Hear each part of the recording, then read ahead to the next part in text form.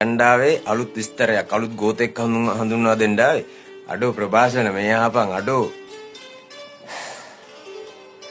උඹ පොඩි කාලේ ඉඳලා එකට යාළුවා ඉඳලා උඹ රැපට ගත්තෙත් මම බුරු කියලා මාට්ටු උනාට පස්සේ બ્લોක් කරන්න එපා. ඕ චීත් වැඩ ගූ වැඩ ගෑන්ග්ස්ටර්ස්ලා කරන වැඩ නෙමෙයි. ඇහුවොත් පැකින් ගෑව හිරේ ගැන කතාව හුත්තු අපි දන්නව තෝ බත් පාන් පස්සේ දිව්වේ කියලා හිරේ.